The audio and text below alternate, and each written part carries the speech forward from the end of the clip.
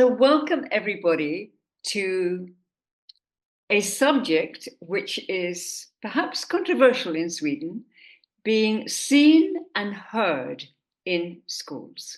So, my name is Katarina Hanssens Carlsson, and I'm the founder of Global Leadership Schools and Teachers World, transforming schools globally. And with me today is Michael Högberg, and he's a former colleague and friend. Would you like to introduce yourself, Michael? Thank you, Katarina. And it's a big pleasure to have this conversation with you and to meet you again. It was a couple of years ago, but nice catching up.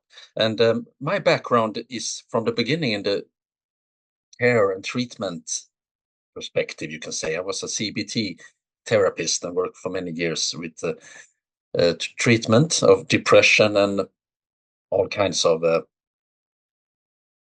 problems, so to say. And but during the last years, I've been working with organizational psychology in a kind of broad context, learning and development assignments connected to big organizations as well as smaller projects. But there's always been a learning aspect, and I've been coaching a lot during my years and created some learning platforms, models, and stuff like that. So yeah, it's all connected in a ambition to transform. You mentioned transformation, and that's kind of the most wonderful things to be able to transform, if it's so organization or if it's an individual or a family, to the next level. Transformation. Brilliant, brilliant. Okay, so let's take our first question. Are our schools in Sweden child-centered schools? Do we focus on the children? What do you say, Michael? Well, you gave me this question a couple of days ago, and I've been thinking about it. And it's, I think the question, at least when we talk about the Swedish context, should be seen in a larger perspective to be fully understood. And because in one hand, I think that we have this collective culture in Sweden that have uh, created a kind of environment in one way. And then on the other hand, we are a very individual people. In many aspects, we are like the most equal and people in the world. And also, that I think that there's always a big bit of a confusion. It creates a confusion at times that the values of the individual is in the center of everything in one aspect, but also it's like the collective aspect of it. And I think we have, if you look back in time, I think we have gone back and forth because we have a long history of, I think, the democratic development and the schools. Like we have this, we call folkhögskola in Sweden, folk schools, where it's like almost 150 years ago, we started to create different kind of environments and structures to educate people. And one can argue that that kind of initiative was very from the need of the people, but it was also like kind of from the state to be able to, what do the people need, the social society that we are a big aspect of. So I think we have gone back and forth. And is it child-centered? It's a tricky question because we had for some years ago, I mean during the like 20 years ago and stuff like that, when we had started to get a lot of problems with conflicts at school and stuff like that, some say that we had too much freedom for the students, and they should not only be educated about their rights, but what they should contribute with as well, the obligations. So the obligations and the right discussion is like the individual and the collective discussion. And I think on this day, because what we talk about now is that we had maybe too little choice in the 80s, and then we changed the school during the 90s with maybe too many choices. And now we're back in a situation where we should maybe not have this educational system where we pay for education that doesn't benefit the society. So they take away a lot of creative schools and stuff like that. So why do I paint this broad picture? Well, because I think that's the conflict back and forth, the individual, the right, the obligations, and back and forth. And I think we're in a crossroad right now where we need to combine those things. And so in some aspect, I think, yes, it's central around the individual, because we got the children rights, we got the democrat, we got all of these rights that we talk about. But the way we address them, I think, can be held down to one thing, and that's the purpose. Good. What is the purpose? Is the individual the purpose? Is the society the purpose? So we have to have a discussion. What is the purpose? Because we can add a lot of rules, regulations, but if the purpose is not clear, I think that's the trick question. Yes. I don't know if it answered your question but right away, but at least I painted the complexity of it, I guess. Exactly. It's not necessarily a yes or no question, but I am going to say no. I'm going to say no. Why would I say no? Why do I think that children in Sweden are not necessarily seen and heard? Because the system is academic. And in my experience, Michael, only 30% of each class, so that's sometimes about 10 children, are academic. But what about the other children? Do they feel seen and heard? And I'm not sure that the academic children feel seen and heard either. But we presume that children want to learn academic subjects, but that's a huge presumption. I think if you ask a child, what do I want from school? Well, they would say, if they're very young, before year 7, they probably say, well, I want my teacher to discover me, to find out what my brilliance is. And I want to tell her or him my brilliance. So according to Dr. George Land, we are actually dumb-downing children in school. His NASA research showed us that that children up to the age of 7 were operating from 98% creative genius. By the time they're 10, it's 30%. By the time they're teenagers, which is crucial, it's 12%. And by the time these same children are adults, it's 2%. So what are we doing in schools? This is the United States, I understand. The same thing is going on here. I've taught in the United States, I've taught in England, I've taught in Europe, I've taught in many, many different schools. And this is what I've discovered, that the children are, and students later on, don't feel seen and don't feel heard. Maybe 1 or 2 of the top students feel seen and heard, and the ones who are not doing very well feel seen and heard, but maybe not in the best way either. So why should we see and hear children? Because they know their brilliance better than we do. And schools, Michael, you talked about the purpose. The purpose of schools, for me, is to discover every single child's brilliance. Okay, so the next question. Well, can I just respond to that? Because I think yes, please. I think you put up some very interesting topics, and I think that the academic aspect, you said that we are all not students that want to study further on, and I think that that's so true, and I think that comes back to the way we measure things constantly, and we go wrong. It kills the creativity in some aspects, yes. And also that we have this kind of a wave of ambition to everyone should study in the academic, and that has been so for many years. And it's first now that we talked about this we call is it vocational studies or Yes. yrkeshögskola? And that's something that's coming right now. So that's a movement that I think people have heard about.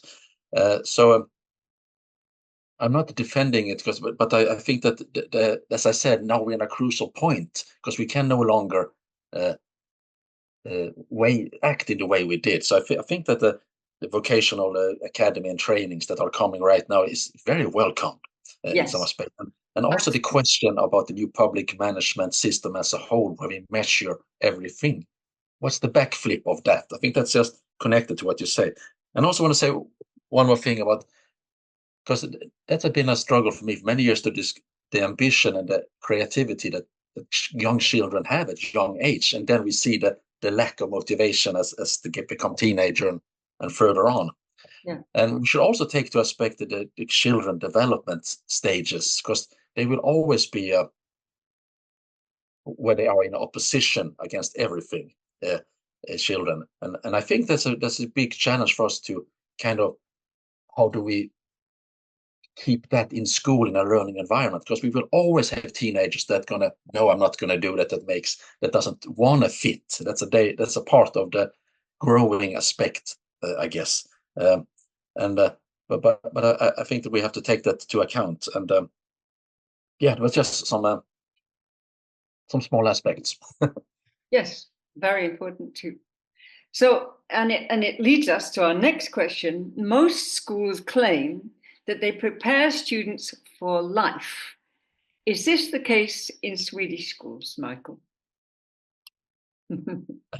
Well, I think that we talked about the social engineering art in some aspect, and I think that's where we miss the individual. That's where we miss the things to be heard and to be listened and to give them. Because when I looked back at my school, I went to the school during the 80s, and I remember we were looking at movies about the cooperative movement, about the grocery stores, and kind of, you could say, a social engineering, things that we were learning in school, but never once did we learn about the entrepreneurial spirit, how we create our own business and stuff like that. That was later on in late high school when I studied in music and theater, and if I'm going to be able to live on this, to be able to make, because I want to work with theater and music, I have to uh, sell myself. I have to be an entrepreneur. I have to work outside the box, and so that's kind of one aspect of preparing the students, where the social engineering maybe put some kind of ceiling on the ambition, in its ambition to everyone should get along. We kind of kill the creativity, and that's not really the reality. uh, I would say no to that, because we're not really We don't. prepared them, and that comes back to the purpose. Do we discuss in a wider or more existential aspect the purpose of learning? Why do we learn? What do we learn? How do we learn? And so, yeah, if there's a yes or no question, maybe a no. I know. Okay. I agree with you. I don't think, in this day and age of technology, fast moving technology, I don't know anybody who can really keep up with it.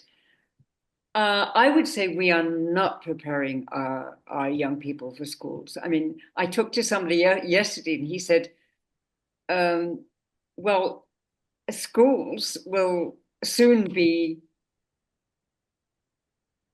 um, soon be useless in a way, because children can go on Google, they can go on social media, they can find out facts.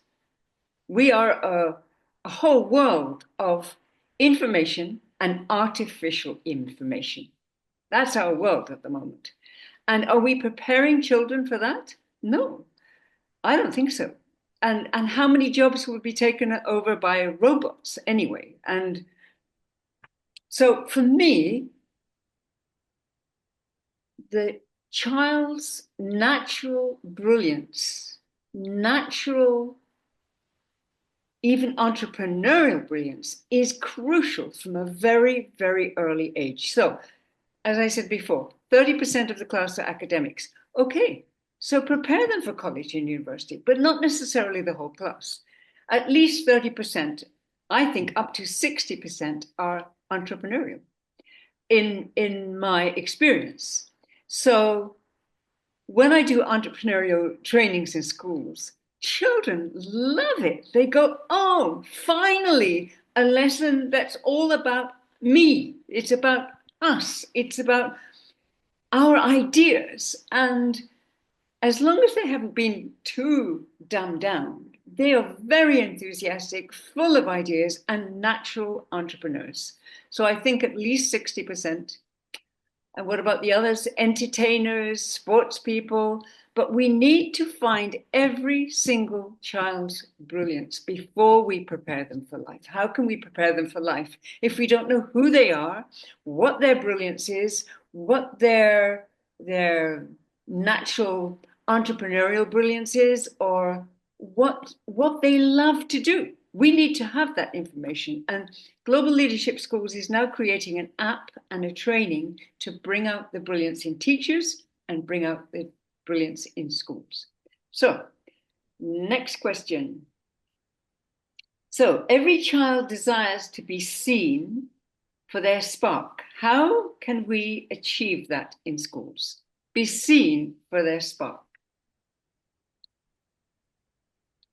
Well, I think everyone agrees that once we feel the spark for something, we can work for hours without the time means something to us. We go into this that like the psychology Mihaly called the flow state, and I think everyone can relate to that, the kind of flow, and that's there's an energy in that. And how do we create this kind of sparking, flowing environment that not should be misled to be something that is always fun, because it could be a challenge is kind of fun in a way that it likes, oh, I need to solve a problem. So because there is a bit of a problem when we talked about, you said that all the information is out there, people are going on the internet. What's the danger of people getting all the algorithms and get their own little universe? And if you don't have the purpose of what is it to educate a human, what is it to be a responsible human, in the context of everything is available, I can create my own little small universe of purpose. That how did it connect to the world as a whole? I think that's the challenge of education, and that's not just to be an entrepreneur to do exactly what you want, because it's kind of why do you do it, to question, and a good coach question the benefits for the whole in everything that you feel the spark for, I guess. So that's one take of it. But to understand the spark, the flow, the motivational basis, and that's kind of my own research and my own occupations circulated around that a lot. And a model that I usually come back to is the self-determination theory, SDT, and maybe we can provide us with a link later on. And that talks about three bases for this kind of spark or motivation, and it's a feeling of belonging. What do you belong to? Do you have a belonging to your family, to your class, to the mission of what you should achieve, or to the colleague, or to your classmates? Or do you have a Greta in your room that want to change the world every second? Or where is the level of belonging for you? And if you don't have any belonging, that could be some of the purpose that the teaching need to focus on. And the other one is autonomy. Do you have any freedom to choose? And in some way, I think you were touched on that, and we had that in former conversations as well. What's the level of autonomy? Because sometimes in life, I prefer freedom and not safety. But on the other hand, we have maybe colleagues that need to have very clear frames, and children that need to have very clear frames. You can say low autonomy. And sometimes you have to like think outside the box. What's the big autonomy here? So it's not about it to maximize out from each individual. What is the belonging level? What is the autonomy level? And then the competence. Do you Benny, do you contribute? What are you good at? How can we do more of that? And I think that's what I hear you do as well. What are you sparking for? To see everyone to be able to contribute. So yeah, I would like to make a shout out to the SDT model because it can help us on the sparkling adventure. Exactly. Yeah. Beautiful. So how do we bring out the spark in children? Well, first of all, we need to bring out the spark in teachers because, in my experience, teachers teach the same subject over and over and over, year after year after year, and they get a bit bored. So if the teacher's bored, the teacher will not bring out your spark. So we've got to bring out the spark of teachers. It took me 20 years to regain my brilliance, to regain my spark. But what I have trainings with global leadership schools now to bring out the brilliance in teachers, to bring out the brilliance in students from a very, very early age. So we start off with a natural spark. If you ask like a 6-year-old, 7-year-old, what do you want to do? This was a response from a Swedish child. Well, I'm going to be an astronaut and I'm going to be a doctor and I'm going to learn sign language. And I said, as a typical adult, do you mean a typical adult? Do you mean all at once? And he said, of course. So, Of course. children know no limits. And so this is a very real example. Would we then say, okay, so Jan, you want to learn to be an astronaut? Well, so I think maybe some extra lessons in physics, maybe in mathematics, maybe in biology since you want to become a doctor, and make that his theme. I want to be an astronaut, so I have to really study these subjects. And the other subjects, for example, I don't like French very much. No big deal. He can choose to go to French, and maybe he can choose not to go to French, but there is a purpose. It's not about saying, oh, children, do whatever you like. No, we did that in the 60s. And yes. I remember in England, children were painting all over the walls, and the teachers were saying, oh, that's so beautiful. It was graffiti. So children need boundaries, but we Yes. need to see them and hear them, bring out their brilliance, find their specific, unique brilliance of every child, and then foster that all the way through school. All right. Beautiful. Couldn't agree more. Thank you, Michael. So, the last question: how should we resolve the problem of violent or disruptive behavior in schools? It's a big problem, and it's getting bigger. Yes, it's getting bigger. And you talked about the role of the parents or about the teachers earlier on that because they are crucial to the students, of course. And I think that the parents are crucial to the kids. Yes. And we have had a discussion also back and forth and I touched upon it a little bit earlier, that we need to focus on the children's obligations. You cannot just have all your rights and do whatever you want. But no. Maybe it should not be focused on the children, because they are a result of the parents. So how do we focus on the parents to, in an early dialogue, catch up those? Because I work with social working projects as well, and we know very early on when we can see the signs of both the parents and the social and the kids where there might be problems. Early interventions in some way, but also to have like what is the frames, what is the purpose? Because once again, do we have a purpose for something?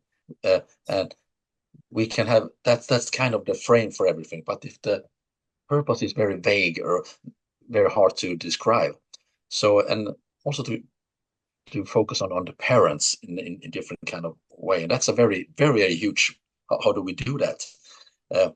But also work on a long term with all the interventions that we do, because we have this discussion here, should we put a lot of efforts into the ones who act rough in the school, and how do we do it? Do we move them to different schools? Should it be in the big class as well? We all have the different methods as well all the time, and I think what we lack is like a long-term view on how we do things, because we can do an intervention early on that gets the results maybe very long ahead in time. We have something here in South Sweden that's called the Malmö Festival. It's a festival where we have like they have in every city, a lot of people, a lot of music and stuff to eat, food trucks. And I met at this big festival, I met a young teenager. He's not a teenager anymore, but I had him in a group where we worked about aggression and aggressive replacement training groups and different kind of, when I was working. And he was one of the really bad guys. He actually destroyed my car once. He stole everyone's shoes. He was in a fight. He was a real bad guy, so to say. And when I met him at this festival, I thought, oh my God, he's so angry at me because I have to throw him out every time, like 10 years ago. And he came up to me and he gave me a hug. And he did all of this, all kind of, hello, what? And I was actually a bit scared because now I'm going to get a knife in me or something.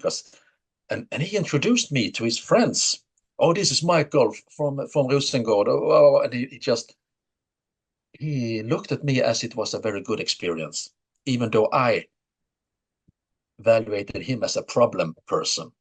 But when we looked at it, he actually came back every Thursday to the group, even though he was thrown out every time. So in the context of where he was, this was the safest place for him. Yes. The family wasn't that supportive. The school, I don't know how his social network was, but this was the safe place. And also, I was the one who set the boundaries. Yes. You should not do that.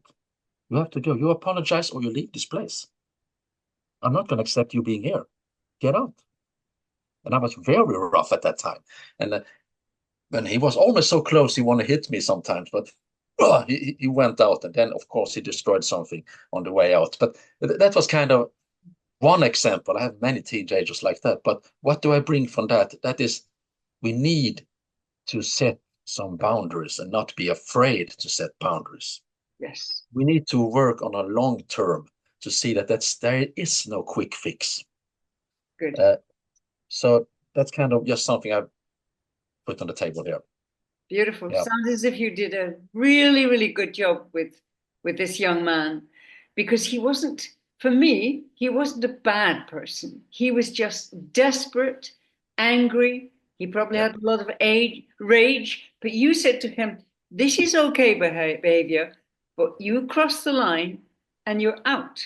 You're out. Every time you said out, you gave him a boundary. He didn't have those boundaries before. And he respected you, even if he damaged your car. Maybe he was angry with you. Maybe he was like, okay, everybody throws me out. Maybe there was a very angry, very, very sad little boy inside that guy. And he was angry enough, had enough rage to destroy your car. But you taught him a lesson over and over again. I'm not going to tolerate this. I'm not going to tolerate this. So you became for him, you became his friend. So thank you, Michael, for that. Thank you. All right. So what do I say? How do we resolve the problem of violent and disruptive children in schools? Well, let's take with disruptive first, because there's, at least in my experience, 2 or 3 disruptors in every school. Sometimes they're funny disruptors. They have a great sense of humor. They make the class laugh, but they disrupt the lesson because they want to. You know why? They're bored. They are so bored out of their minds. Usually they're very bright, but they don't like school very much. But they love interaction and they love making a mess of things. So what do I do as a teacher with these students? I take them out, not to punish them, because they're not wrong, they're not bad.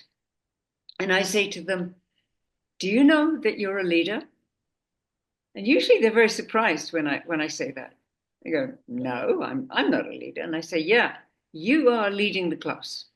I'm a leader too, because I'm a teacher, but you're a leader too, and you lead them down. Yeah. Sometimes you lead them up with your humor, but would you like to know how to lead them up the whole time? And usually they say, yeah, I would. So usually I do a consultation with them. What is your identity as a leader? What is your driving purpose as a leader? What is your vision as a leader? What stops you as a leader?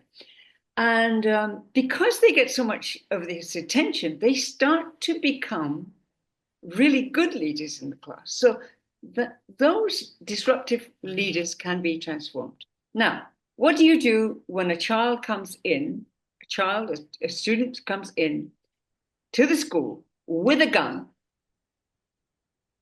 willing to kill their classmates, willing to kill a teacher that they hate? Basically, it's suicide. These students are in rage. The anger's gone way, way, way beyond normal anger.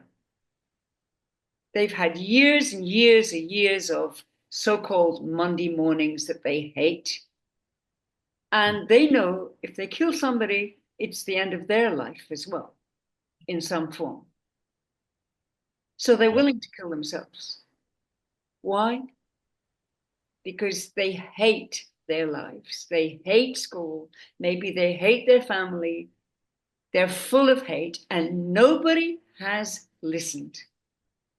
And we need to take that, as you said before, Michael, we need to take that at the first disruption, because these students give us signals all the way along, and they're red flags. And you need to listen to the first red flag when they're 7 years old and they go, I don't feel seen, I don't feel heard, my teacher is not listening to me.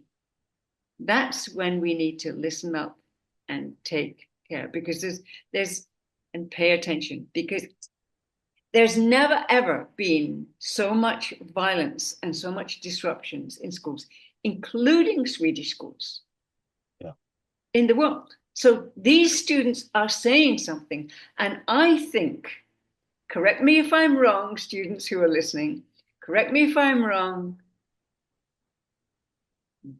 I don't think you feel seen, and I don't think you feel heard. And it's time we listened. I'm not saying you get to take over the school. No, no, no, no. But we see and hear you. That's what I think is the solution. Wow. Can I reply to that? Because I agree with Please. everything you say, Katarina. Thank And you. Thank you. I think there is, within the psychology or within the behavioral theory, there is this kind of escalation ladder. I think everyone noticed this kind of 10 steps down. And you can actually see those steps where it's like an argument, where the conversation is polarized, when there is you take this you build like different kind of groups against each other, and all of the way down in the cellar, as you described. I don't care if I lose the job, just as long as Katrina also do it, because or if I kill because I'm going to ruin my life. It's kind of it's the way down in the escalation ladder, and that there are signs on the way. And that brings me to another topic, that is the knowledge of conflict resolution, conflict theory, because I have had like so many workshops and lectures about conflict resolution in schools. And why do I have that? Well, that's one of the few things that they don't get from the academy. And that's one of the things that they need the most. Because when principals and teachers call me, they say, we have this kind of class, we have this kind of problem, we need to be better at conflict resolution. I know it's a bit better now than it was 20 years ago, yes, but still it's not a subject in the teacher academy school that is that is they put that much attention to it that they should. Because I still to this day have these workshops in conflict resolution all over the country, at least. And there is a big need for that. So I think there's we could prepare people to be able to handle conflicts better, but also to see this kind of escalation ladder steps to be able to prevent this. And the last thing I want to add to this is I think it's a example. I think we have touched upon this earlier in our other discussions we had. I mentioned to you once to find a spark in a problem guy, and he wasn't going to school. He was people were afraid of him, and I had a conversation with him, conversation with his parents, with his teachers, and finally I found that his spark was skateboarding. Yes. I don't know if you remember this example. Yeah, I do. And okay, so I talked to the principal and his teacher. Okay, could we do this that he could take some time on school to prepare a skateboard workshop for the young kids? Yay. And that was a thing for him to go back to school and do this. And once he had these workshops for the young children, something started to change with him. For the first thing, he did it very good. He learned all these tricks, and he was a good teacher. He was a leader, just as you said. And he came back to school. And I remember when we had this evaluation meeting with his parents and some from the school, and he said that he had been at some kind of collecting some pizza at some shop or McDonald's. I don't remember, but he went there with some friends, and there came a small guy to him and said, "Oh, there is the skateboard teacher." And he called me skateboard teacher. Oh, what a peep! But he was kind of, why? What can they look on me as the skateboard teacher? Because some month ago they were afraid of me. They ran away when they saw me, and now they point with love and call me the skateboard teacher. And that is a way to bring out the spark, bring out the enthusiasm, and to stop the escalation downwards. And and that's the long term, because someone can say, no, we should not put time for a skateboard workshop. It doesn't have to do with what we learn in school. But that's almost like the guy that I throw out every first day. You have to work outside the box and be patient. And so I just want to give that example as well, because I know we have talked about it earlier. Brilliant. I love that example so much. That's exactly what I'm talking about. You saw him, you heard him, you gave him back his self-respect, and you showed him that he had something to give. And these young children that he actually taught adored him, right? So Yeah. He was a he leader. he was somebody. You know, we have Jantelag in Sweden that says you're nobody. Well, doesn't exactly say that. It says you're not better than anybody else, which is true. But there's so many people who think I'm nothing, and that's a lie. Everybody has a brilliance. Everybody has a purpose. Everybody has a unique gift to the world. And you helped Beautiful. him bring out this unique gift. And if we don't know our unique gift, then our life doesn't have so much meaning. But you gave him meaning again. So I'm sure this young man has changed his life since then. All right, well, we could go on and on and on. But first of all, I'd like to know, Michael, for the viewers, how do we contact you? Well, there's social media, but I got the traditional homepage actually, michaelhugberg.se. And we can provide with the link down, I guess, in the comment field. So Michael Hugberg at SE. And there's also LinkedIn. Exactly. And for me, it's LinkedIn. And normally I'm Katarina Hanssens Carlsson, but on LinkedIn, I'm Catherine Carlsson, Catherine with a K, Carlsson with a C and two S's. So, what I'd like to encourage you to do, viewers, is come with your comments. You don't have to agree with us. It doesn't matter. We love different points of views. So if you're a parent, if you're a student, if you're a teacher, if you're a principal, if you care about children in schools being seen and heard, please comment. And thank you so much. Thank you, Michael, for being with us today. And thank you, viewers, for watching. And Thank you for having me. Always a pleasure. thank you.